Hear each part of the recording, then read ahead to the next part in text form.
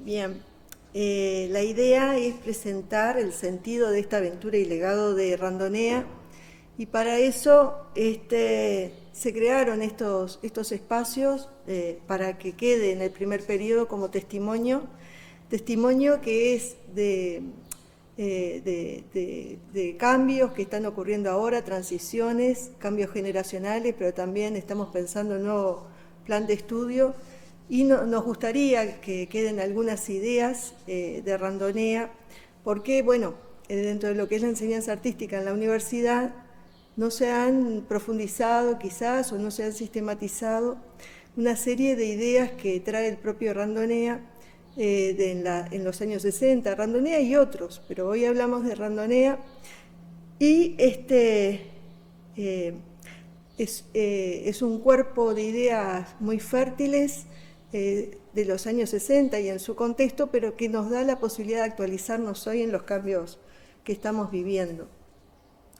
Estos son conversaciones medias titubeantes, provisoria, todo lo estamos pensando provisoriamente, porque bueno, acá de estas conversaciones yo entiendo que no salen afirmaciones rotundas, sino posibilidades de pensar para adelante y de dar algunas claves para los próximos compañeros docentes que se integren al primer periodo de estudio, por lo menos las claves de por dónde estábamos pensando los cambios en medio del cambio.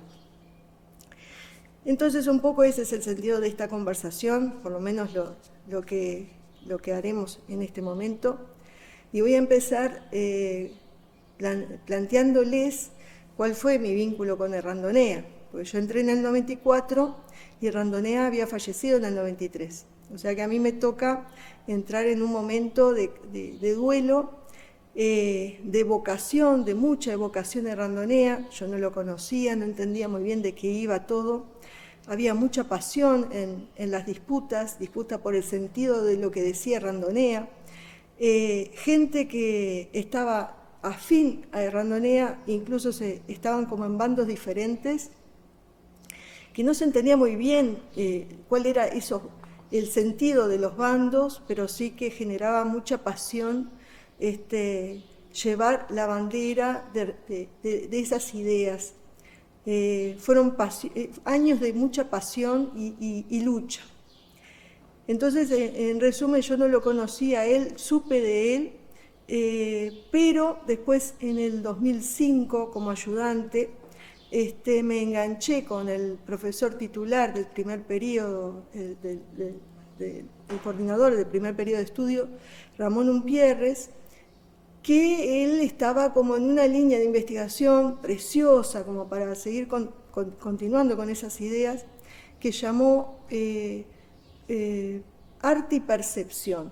Y de esa idea salió una publicación, de ese trabajo de investigación, salió una publicación que iba a ser una primera de muchas, pero bueno, llegamos hasta ahí, que se llamó Los orígenes del plan de estudio, que era justamente el plan de estudio de los años 60. Y ahí, en ese trabajo de sistematización de lecturas, me encontré con artículos de Randonea, en particular firmados por Randonea, que me abrieron la posibilidad de pensarme como docente y también pensar la enseñanza artística en nuestro país, la cultura en el mundo, el arte y la cultura, las prácticas docentes. O sea, es un ideario que no es cerrado en afirmaciones, y ahí está la fertilidad del pensamiento de Randonea, sino que nos da la posibilidad de pensarnos. Es bastante curioso, porque a lo mejor lo leemos, una primera aproximación, decimos, qué ideas tan afirmativas, quizás en esta distancia, ¿no?, de lo que fue el desarrollo de las ideas en los años 60 en la universidad. Leerlos al hoy nos parece un poco como fuertes, como afirmativas, pero si nosotros empezamos a ponerlas a trabajar, nos está interpelando nuestras formas hoy, nos interpela en cómo nosotros pensamos la cultura, pensamos la educación, pensamos el arte y pensamos nuestras prácticas educativas, incluso cómo pensamos hoy al estudiante y el estudiante como decía, como el espíritu del Plan 60, que era el motor de la enseñanza. Hoy es el motor de la enseñanza. ¿Podríamos seguir defendiendo esa idea? Lo cierto es que, bueno, me encontré con en particular el artículo 63 que se llama el Plan Nuevo de Bellas Artes, y que de ahí yo voy a traer algunas ideas, poquitas, pero esto es más bien una invitación a que cada uno lea ese artículo y encuentre sus líneas de inquietud ahí para poder dialogar con las ideas de Randonea y hacer relecturas que nos ayuden a revisarnos en nuestra actualidad. Entiendo que estas ideas del 63, leídas en mi caso en el 2005, pero habiéndola habitado cuando entré a Bellas Artes en los 90, en ese ambiente post-dictadura eran ideas que tenían como, bueno, otro peso, ¿no? Quizás hoy es interesante leerlas hoy en el 2024, pisando el 2025, para ver qué pasan con esas ideas hoy, ¿no? Porque, bueno, relecturas para hacerlas en nuestro contexto, traer esas ideas y ver hasta dónde esas ideas se continúan, siguen teniendo vigencia, cuáles ya no, o cuáles tendríamos que incorporar para poder estar en este fluir de la enseñanza, de la educación, en la cultura, en el devenir de la cultura y de esto que le llamamos arte. Yo traigo 3 ideas, pero son 3 ideas por el propio formato de esta presentación, que son muy breves. Y traigo en particular algunos textos porque me interesa que aparezcan esas formas de decir las cosas, ¿no? Con esas palabras, con esos verbos, con esa forma de contar las ideas que posiblemente hoy nos parezca extrañas, o alguna persona pueda decir, ¿y tanta palabra para decir qué cosa?, ¿no? Pero ahí hay algo, un texto vivo que me interesa traer. Sobre cultura y educación traigo esta primera mención que dice: la educación buscará situar y actualizar al educando en su civilización y cultura. Y acá lo interesante de esta frase es preguntarnos, bueno, ¿y de cuál educando y de cuál civilización y de cuál cultura, ¿no? Justo hoy que, bueno, el término civilización es un término que entró en debate y que cultura todavía se sigue pensando y en diferentes claves, pero también, ¿quién es este educando que está con nosotros? ¿Es el mismo educando que postulaba el Plan 60, que estaba imaginando Randonea y sus contemporáneos? Incluso quienes somos nosotros los docentes, somos aquellos docentes tan activos de los años 60, tan agentes de cambio al día de hoy. ¿Qué significaría entonces esto de actualizar y situar al educando en la cultura? Esto es muy interesante porque traerlo al hoy nos invita a profundizar en, bueno, cuáles son las condiciones en las que nosotros nos ubicamos como parte de esta cultura, parte de estas formas civilizatorias o como queramos llamarlas. La otra frase, porque para este tipo de ideas la educación y la cultura están estrechamente vinculadas, decía: el mecanismo educativo de transmisión cultural debe colocar al educando en condiciones de responder saludablemente a los requerimientos de su medio. Responder saludablemente nos sugiere como muchas cosas. Dice saludablemente, es claro que no se trata de hablar de salud o enfermedad, está diciendo algo más. ¿Qué significaría responder saludablemente y saludar los cambios que acaecen, que suceden con nosotros. Y ahí hay un punto importantísimo para la enseñanza. ¿Cómo hacemos en nuestro contexto de masividad y en este momento de cambios culturales profundos con las tecnologías, cómo sería colocar a ese educando en condiciones para responder de alguna manera a los requerimientos de nuestro medio? Saludablemente, para mí, está diciendo que no es responder de cualquier manera, significa responder de una manera crítica, y entonces la tarea docente es algo más que generar premisas para nosotros, ¿no? En la enseñanza activa, generar actividades experimentales, trabajar con ellos lo que se produjo allí de forma analítica o de forma comprensiva, y después encontrar cierres conceptuales para ubicarnos en este contexto cultural y social, etc. Entonces, acá está como un enigma lindísimo. ¿Qué significa que nosotros tengamos que generar las condiciones para que el estudiante pueda responder saludablemente a su medio? Para el arte, y decirlo vulgarmente, significa que el estudiante se forme para responder, entonces, integrarse en la cultura, en las condiciones que da nuestros circuitos de cultura. Estamos hablando de que nos pone a nosotros como docentes también en una posición activa con respecto a la cultura y a nuestro panorama cultural y social. Conocerlo, comprenderlo, poder, y esto significa comprenderlos en las posibilidades, en lo posible, ¿no? Porque no es que tengamos la ambición de entender totalmente lo que es la cultura y tener la verdad, y entonces llevar el camino por un lado, por un lugar, por una dirección.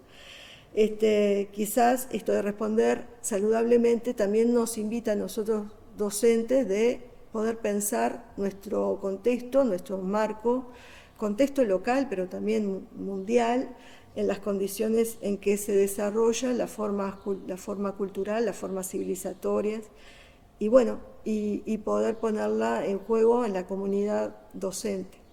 Porque esta invitación es para los docentes del primer periodo de estudio, pero también de toda nuestra comunidad educativa del Instituto de Bellas Artes.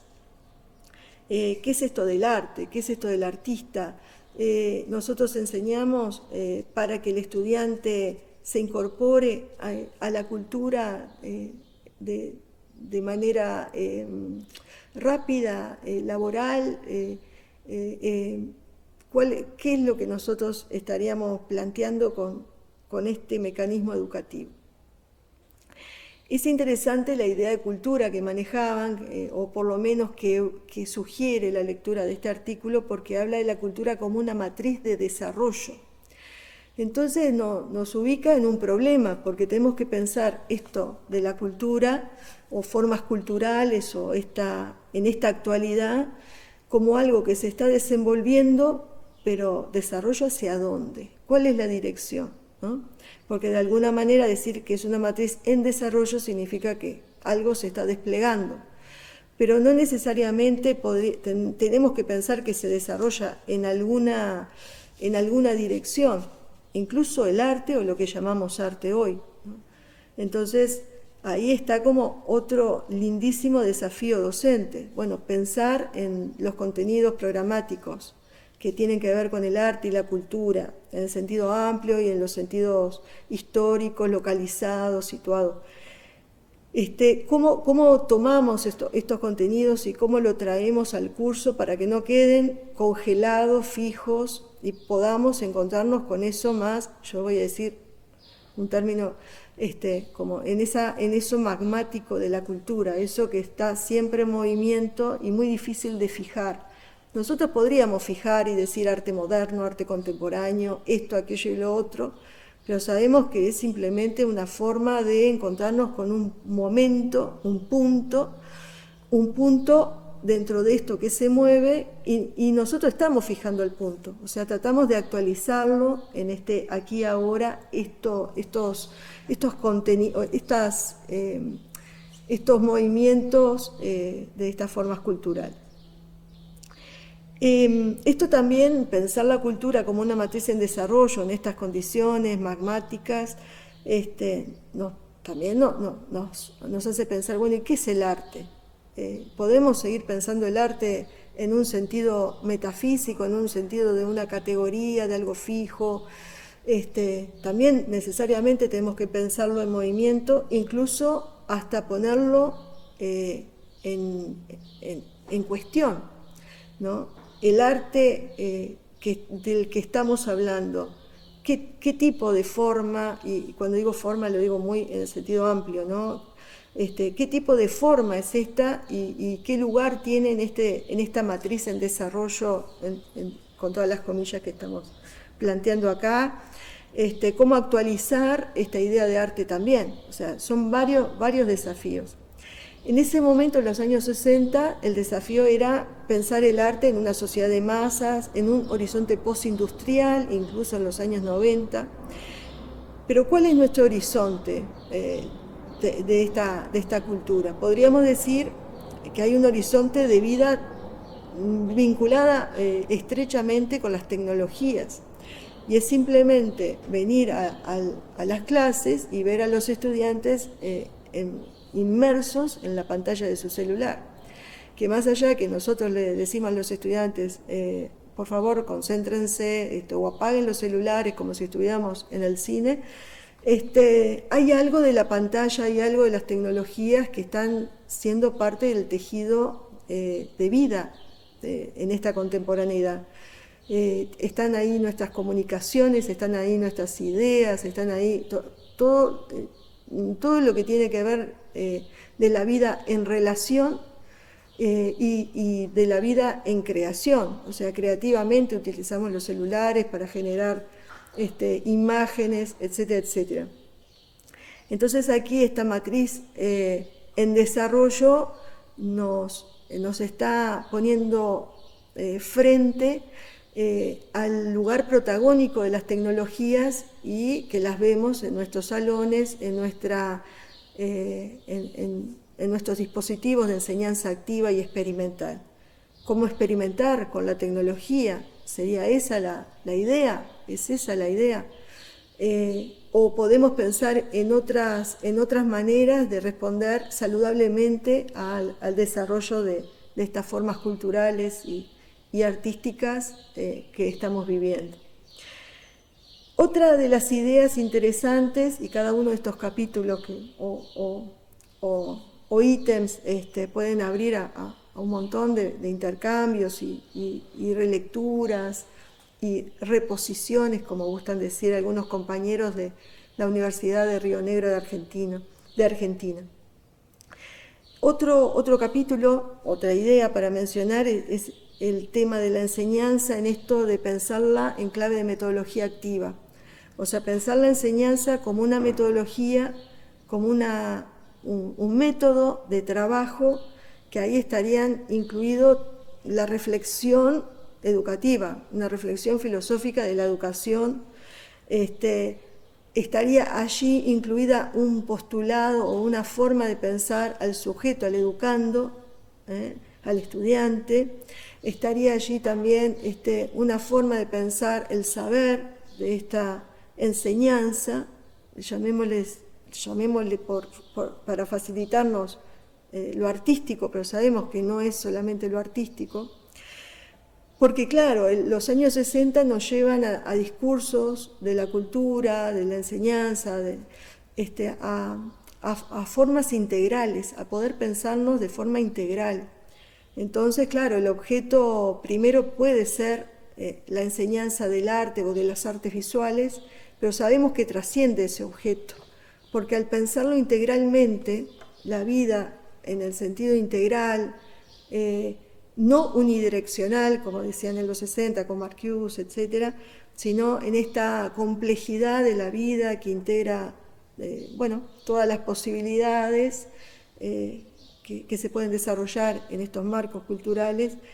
Entonces la metodología activa nos lleva también a enfrentarnos a este desafío. Es una metodología empírica y ya, bueno, de mi parte me lleva a revisar esas fuentes del empirismo como forma de pensar la relación del sujeto con el saber en esos términos modernos, cómo actualizar ese término de lo empírico en la enseñanza o qué implicaría lo empírico hoy, ¿no?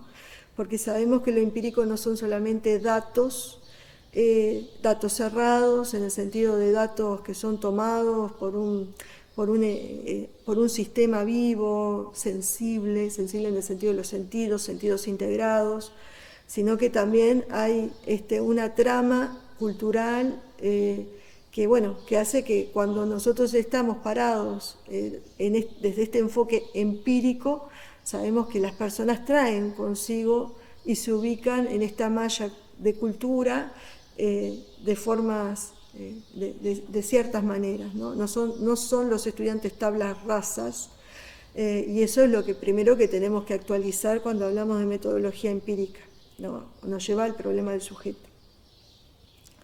En ese texto del 63, en el plan nuevo de Bellas Artes, Randonea decía que esta metodología empírica le hacía transitar al estudiante las experiencias básicas que le descubren toda la perspectiva de su campo fuera de cualquier ejercicio concreto sobre él. Y acá a mí hay temas que a mí me fascinan poder pensarlo, actualizarlo, porque ¿qué es esto de hacerle transitar al estudiante las experiencias básicas que le descubra toda la perspectiva del campo, de este campo nuestro de las artes visuales? Quizás el decir toda la perspectiva de su campo es demasiado por hoy, ¿no? Para hoy. Quizás nos contentamos con decir que que puedan descubrir algo de lo que nos ofrece este campo, que es un campo, el campo artístico, que no es posible de definir, que sus fronteras son borrosas y móviles. Entonces, bueno, ahí está el desafío mayor en esta enseñanza. Vamos a plantearnos la posibilidad de generar condiciones para que el estudiante pueda transitar las experiencias básicas. Vaya a saber qué son esas experiencias básicas, vamos a tener que hacer nuevos acuerdos, a ver qué le llamamos básico, de este campo que se mueve, que cambia, que nos interpela, el campo de las prácticas artísticas estoy hablando. Y además dice, fuera de cualquier ejercicio concreto sobre él, porque es claro y además explícito que la perspectiva de los años 60 no era profesionalista. Y hoy tenemos allí un lindo desafío, porque esta forma cultural nos lleva a pensar la enseñanza en términos laborales, la enseñanza superior, en términos laborales principalmente, profesionalistas. Los estudiantes piden tener experticia sobre performance, sobre curaduría, sobre restauración, sobre esto, aquello y lo otro, que el título les dé una seguridad en el campo laboral de poder incluirse, incorporarse a estos territorios. Y aquí es uno de las tantos momentos de interpelación que nos lleva a la lectura de este texto del 63, porque cómo pensar esta enseñanza integral en el sentido que estábamos diciendo, ¿no? De que el estudiante no es simplemente un sujeto que está respondiendo a un plan y estudiando ciertos objetos que están en el programa, ¿no? Es un ser de emociones, un ser de historia, un ser viviente, de deseo, es algo mucho más que una persona para enseñarles una técnica o un oficio ¿no? Entonces, bueno, acá esto es un lindo punto que nos interpela ese texto de los 60 y nos lleva a pensarnos hoy en este momento que estamos, reitero, en el cambio, pensando un cambio de plan de estudios, que no es el plan 60, pero sí tiene una base y fundamentos del plan 60. ¿Qué queremos continuar y qué queremos modificar? Es el desafío que tenemos hoy en el claustro del servicio, de la Facultad de Artes. Incluso esto, pensar que hoy estamos hablando de la Facultad de Artes y en el 63 hablaban de la nueva Escuela de Bellas Artes. Esto no lo voy a repetir porque sé que lo cuentan otros compañeros de una forma más próxima al movimiento, pero bueno, en el 63 se hablaba de la apertura de una formación en arte dentro de la universidad. Hoy nos estamos preguntando en un momento en que el arte lleva muchos años formando dentro de la universidad, ¿no? O sea, estos espacios tienen mucho tiempo formando en arte a nivel universitario, que tiene otros desafíos, obviamente. Y otra cosa de los años 60, que bueno, que todavía pervive en las inquietudes de los estudiantes, de los docentes, es esto de que los estudiantes vienen con prejuicios, y esos prejuicios sobre el arte, las artes visuales, son un desafío para una enseñanza que busca abrir, generar una apertura, poder encontrarnos con el arte y la cultura en movimiento, desde esa perspectiva integral.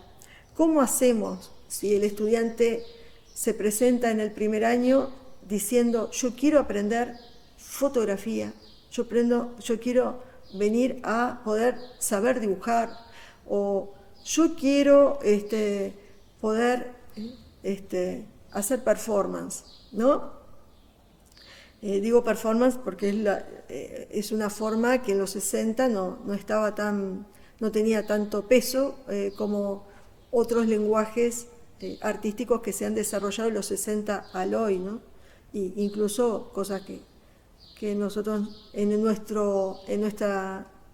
Montevideo, acá, en esta situación, desconocemos, podemos estar desconociendo, a pesar de las redes de internet, etcétera, etcétera, etcétera. Entonces, la corteza prejuicial se llamaba en los años 60 y decía, nuestra enseñanza tiene que poder romper esa corteza prejuicial para que el estudiante, para que el educando se enfrente al campo vasto de la experimentación artística, pudiendo moverse de esas defensas y pautas rituales que genera la propia sociedad. Esta idea para mí es muy vigente porque todavía hay algunos teóricos, algunas personas que han trabajado en el campo cultural, como voy a mencionar a una, la antropóloga Lucinda Jiménez, que planteaba que las políticas culturales generan una equivalencia entre el arte y la técnica que impregna los campos de la formación en arte y también los campos de la producción artística. O sea, hay ciertos lineamientos, ciertas direcciones que están en todo el campo de la educación, desde primaria, secundaria, que hacen que el arte se presente de una manera muy simplificada y que esos son los prejuicios que vemos hoy actualmente en los cursos en el primer periodo.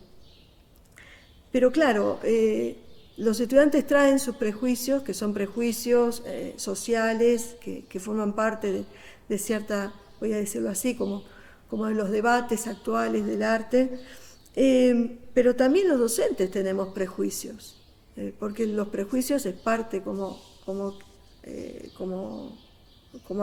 que nos atraviesa a todos, ¿no? Forma constitutiva, en el sentido más antropológico. ¿Cuáles son nuestros prejuicios como docentes? ¿no? Y cuáles son las cortezas prejuiciales que aún mantenemos y cuáles podemos distinguirlas al menos como para poder generar cambios para que nosotros también podamos responder saludablemente a esta matriz en desarrollo cultural, a nuestras formas culturales, a la sociedad en la actualidad, ¿no? ¿Cómo podemos actualizarnos en las ideas, en estas ideas de cultura y de arte? Este también es un capítulo, el de la enseñanza y la metodología activa, que da mucha tela para cortar y que realmente es como, es lo que va generando esta transmisión de los, yo lo siento así, de los años 60 al hoy, de estas ideas que yo las ubico en Errandonea, en esos artículos, pero que también están otros protagonistas de su tiempo, ¿no? Y que están con nosotros en las reuniones del primer periodo de estudio, cuando conversamos sobre la situación de los cursos, sobre quiénes son los estudiantes que están viniendo, yo le digo subjetivación, ¿no? ¿Cómo vienen estos estudiantes? ¿Qué cosas nos extrañan a nosotros ya de otras generaciones? Para poder generar estos diálogos con ellos y poder ubicarnos, bueno, ¿dónde están esos prejuicios? Y con nuestros prejuicios como docentes, ¿cómo hacernos estallarnos estas cortezas prejuiciales, ¿no? Otro punto que es lindísimo y es complicado en el día de hoy, en estos días, en esta actualidad, es el tema de la libertad. Porque en los años 60, en ese ambiente contracultural, hablar de libertad realmente significaba profundizar en las ideas de un sujeto de su tiempo, ¿no? En ese sentido de esas personas, en estos artículos aparece el hombre como categoría genérica, ¿no? Pero hoy podemos llegar a pensar la libertad en un sentido mucho más abierto y más problemático, ¿no? ¿Qué tipo de libertad es la que nosotros estamos planteándonos desde una perspectiva libertaria? O por lo menos son pedagogías que tienen como un énfasis en la libertad y por eso son pedagogías libertarias. ¿Cómo pensar la libertad? Ellos, por lo menos en los artículos que nos llegan al hoy, esa libertad es una libertad responsable, es una libertad de alta sensibilidad social, es una libertad crítica, no es una libertad para seguir movimientos, sino es una libertad para transformar. Y transformar en el sentido, voy a decirlo así, desde una perspectiva de justicia social, porque de alguna manera cuando los estudiantes de la Escuela Nacional de Bellas Artes de los años 50 se incorporan al movimiento reformista universitario, estos universitarios estaban pensando en clave de justicia social. El famoso artículo 2 de la Ley Orgánica nos ubica a nosotros universitarios con una sensibilidad social de lo que ocurre a nuestro alrededor. Es una ubicación. Después, hacia dónde se ubica, cómo pensamos las posibles transformaciones, si queremos ubicarnos como sujeto de agencia, bueno, eso es una linda discusión para poder trabajarla en el colectivo. Pero sobre este tema de la libertad, en el Plan 91, cuando Plan 91 fue el siguiente al 60 y sus modificaciones en el 66, hubo una publicación del plan con una carátula de una imagen que circuló, que se produjo para la campaña de los pueblos en su libertad, que había sido diseñado por Errandonea, que fue ubicado en medio de de la calle, o sea, era un chapón de grandes dimensiones con esa figura, que había como un lema que decía libertad para dudar y soñar sin dogmas. Y ese es como un lema lindísimo, que vaya a saber de dónde sale y cómo se reversionó, pero lo cierto es que quedó en ese chapón que convivió mucho tiempo en los finales de los 80, en mucho tiempo, quiere decir muchos meses, en medio de Montevideo, y que todavía hoy da para pensar, ¿no? Esto de libertad para dudar y soñar sin dogmas. Es como una clave lindísima para poder seguir trabajando y actualizando. ¿Cómo sería hoy pensar esta frase de dudar y soñar sin dogmas? ¿Cuáles son los dogmas hoy? ¿Y quiénes estamos pidiendo esa libertad para dudar y soñar sin dogmas? ¿Cuáles son nuestras condiciones? ¿O de cuál subjetivación estamos hablando? ¿De cuáles deseos? ¿Cuáles son esas condiciones que hacen que nosotros podamos aún hoy pensar en que esto tenga algún tipo de significación para nuestras vidas, como docentes, como estudiantes, como egresados universitarios y más como personas de este mundo y en estos horizontes? Tenía estas 3 ideas para plantear en esta comunicación. Son ideas provisionales, me permito cambiarlas, modificarlas, seguir trabajándolas con otros, porque no son ideas mías, son ideas en diálogo y que me dan la posibilidad de pensarme en situación. Digo, desde una primera persona, ¿no?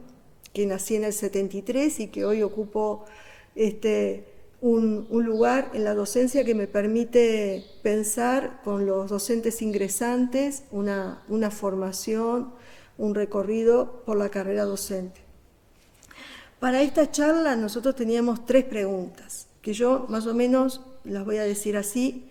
La primera era cuáles eran las principales ideas vinculadas al método activo que tienen origen en el pensamiento o esas ideas de Randonea y cómo se reflejan en mis prácticas. Entonces, en este sentido, para mí estas principales ideas es un lindo desafío para continuar trabajándolas en el primer periodo con los docentes que ingresan, los docentes que se están yendo, los docentes que aún nos queda un tiempo para seguir desarrollando nuestra vocación, el amor por hacer continuar este vínculo de las personas con la matriz, esta matriz en desarrollo de la cultura y de la educación y de lo humano en el sentido más amplio. Y también son ideas a explicitar. Es necesario que nosotros explicitemos y digamos qué de esta fuente tan fértil, discursiva, que nos proporciona Randonea y que está en la publicación que realizamos, cuál de estas ideas queremos resaltar en este momento y cómo las conversamos, ¿no? Me parece que da un lindo programa de trabajo docente para el desarrollo de cada uno de nosotros y también, obviamente, para los demás órdenes. La segunda era pensando en que, de alguna manera, todas las personas, todos los compañeros, docentes, estudiantes de los años 60 buscaron reenfocar a fondo el sistema educacional y lograron estos textos, estos discursos tan fértiles. Bueno, ¿cuáles serían las adaptaciones? Y bueno, yo entiendo que esta pregunta por la adaptación al mundo de hoy implica también un trabajo lindísimo para encontrarnos en un sistema educacional, pero también en una cultura o en una forma cultural bastante compleja. Y bueno, ¿cuál sería este reenfoque a fondo? incluso esta pregunta nos sirve a nosotros en este momento que estamos trabajando en el claustro, el plan, la adaptación del plan de estudio o por lo menos qué modificaciones en el plan de estudio tenemos que hacer para poder seguir estando en esta línea de formación universitaria. Y el tercer punto era cuáles eran los desafíos de la enseñanza artística, de la enseñanza activa en el contexto educativo contemporáneo. Y acá decir 3 puntos. En primer lugar, cuál es, dentro del contexto educativo contemporáneo, es evidente que estamos en un contexto de masividad, pero una masividad desfasada a la cantidad de docentes por equipo que tenemos. Para una enseñanza activa, que es una enseñanza experimental y por eso apunta a una singularidad, a encontrarnos con él o la estudiante en su singularidad y en sus movimientos de subjetivación, de deseos, etc. La masividad en este momento es un gran desafío. Nos encontramos en un ingreso de 700 personas, pero equipos docentes de 5 personas, ¿no? O en esas formas que no ayudan a trabajar con la masividad. La masividad, en el sentido de numerosidad, tiene lo positivo de encontrarnos todos en un salón de clases, ¿no? Quiero decir, la numerosidad habla de la potencia de muchas personas, de entender que por acá se juega algo de su vocación y que ellos quieren que su vocación esté acompañada o en diálogo en este marco educativo, en este marco humano de docentes. Bueno, es positivo desde ese punto de vista. Lo que abruma es en la cantidad, en estas condiciones en que estamos viviendo, ¿no? De cierta subjetivación ligada a las pantallas, ligada a un vacío, en demanda de motivaciones externas porque no encuentra movilizaciones interiores, voy a decirlo así para simplificar, en un escenario de pospandemia que nos dejó a todos muy expuestos, expuestos, muy sensibles a la vida en vínculo, ¿no? A la vida vincular, a las comunicaciones, a los vínculos humanos. Bueno, y también con estados anímicos que no es posible mantener en una estabilidad sin un apoyo, sin apoyos médicos, sin apoyos químicos. Bueno, esa es la masividad con la que estamos lidiando. Y también el docente es un ser humano, también con sus condiciones, y también en pospandemia, ¿no? Entonces, estos son nuestros escenarios, o por lo menos es una perspectiva personal de este escenario de masividad que lo hace desafiante. Por otra parte, tenemos condiciones para la carrera docente que también genera un desafío para la enseñanza activa. La enseñanza activa es protagónico en la propuesta educacional de Bellas Artes, igual que extensión. Pero hay otros campos que es necesario desarrollar. La investigación es muy necesario desarrollarla, pero claro, la investigación necesita un tiempo también para poder tener las condiciones de seguir por la propia curiosidad del docente su línea de investigación. ¿Cómo hacemos para equilibrar los tiempos de la enseñanza con los tiempos de la extensión y los tiempos de la investigación en clave integral para los docentes y para los estudiantes? Estamos en la universidad, estamos formando además personas que puedan seguir sus trayectorias y trayectorias en investigación. ¿Cómo hacemos en este escenario, en este contexto educativo contemporáneo, para para armonizar las condiciones del nuevo Estatuto de Personal Docente para las claves, estos contextos educativos de masividad. Por otra parte, y ya lo mencioné, y por último también de este punteo, es el lugar de las tecnologías en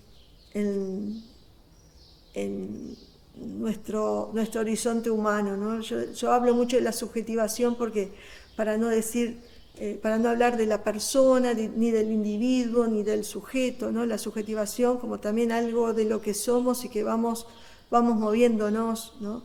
Y que los estudiantes nos muestran mucho cuando nos dicen yo estoy en transición, yo me llamo Juan, pero en la cédula, pero yo me llamo en sí Juana, ¿no? O al revés, o otras cosas, ¿no? Estas subjetivaciones que somos nosotros en estos momentos en que, bueno, pulsamos con nuestros deseos a poder estar en las condiciones mejores, ¿no? Bueno, entonces las tecnologías y estas subjetivaciones pulsantes que somos en pospandemia, ¿no? También eso es otro desafío de la enseñanza activa en el contexto educativo contemporáneo. Entonces, esta publicación de Randonea, como decía Carlevaro, nos invita a una aventura y también nos deja un legado para el cuerpo docente de primer periodo y para la Facultad de Arte en general. Y podríamos hasta proyectarla para pensarnos en sociedad.